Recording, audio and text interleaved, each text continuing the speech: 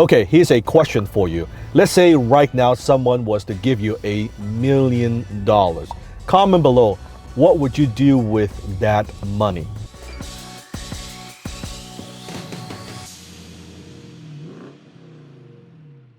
What would be the first thing you would spend that money on? Go ahead, comment below. What would you buy? Right? How would you utilize that money? Now, for most people, that money would have been gone very, very quickly, just like that. They would say, oh, I would pay off that debt. I would give some to my family, that I would buy that house, I would buy that car. For most people, they would kind of blow that money very, very quickly. You see, today I want to talk to you about money, how to get good with money. I think the biggest problem with most people, including myself when I was getting started, is we were taught to spend. You think about all the ads, all the stuff that we see on TV, we are taught to be a consumer. We're taught to be a spender. And I believe in life, there are two types of people. You have spender, and then you have what I call investors. We either spend our money on something when it comes to money, or we invest the money into something. Now, it's very easy to be a spender because there are so many things that we want to buy. There's so many things that we want to own. And don't get me wrong, I like nice things too. But we are taught to get rid of money very quickly, and that it's normal to live paycheck to paycheck. It's normal to have very little in the bank account. And look at most people's savings, right? In North America, most people have no savings, right? They have very little money in the bank account, and they have a lot of debt, right? It's very normal. Everybody has debt. And they don't think about that in order to accumulate wealth, in order to be good with money, to be a master, not a slave of money, you gotta save, right? So that you can invest, not save because you're frugal, you're being stingy, you're being cheap, but save so you can accumulate, that's a better word, so you could invest. When I say investing, I don't just mean that investing in the stock market or in real estate. It could also mean investing in yourself, which is the best investment there is. It could be reading a book or taking a speaking course, right? Or learning from somebody, but investing in yourself. So every dollar that comes in your life right now, if you want to be good with money, are you a spender? You just think about what you're going to buy, what you're going to spend that money on, or are you thinking, how could I invest this dollar?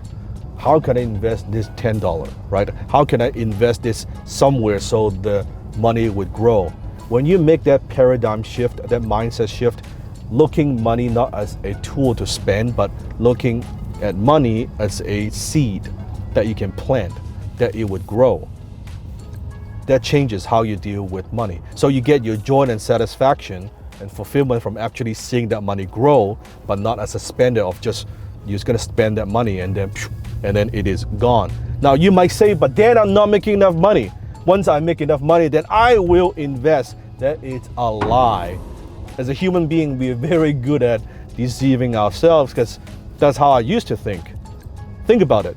If you are not right now, right?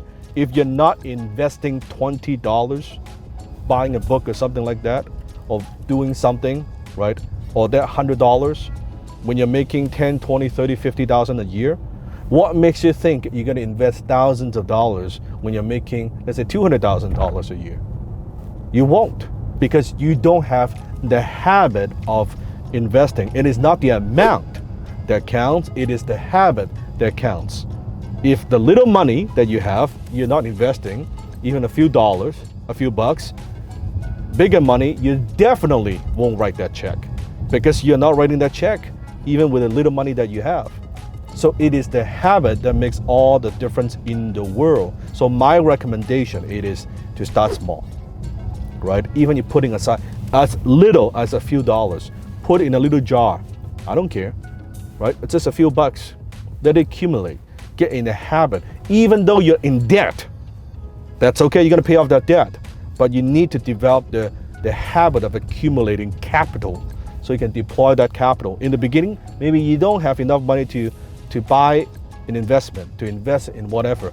Buy a book, buy an audiobook, take an online course, $10, $20, $30, $50, $100, whatever it might be, but get into the habit of investing. That is truly the key. And start off by developing the habit of reading, of learning, of growing and upgrading skills, right? There's so many good books out there, and so many of my fans asking what book to read. And of course, not biased, I recommend my book, Unlock It. If you have not read my book, I do recommend it. You can click a link below and get a copy today. But there's so many good books out there by Napoleon Hill, Think and Grow Rich.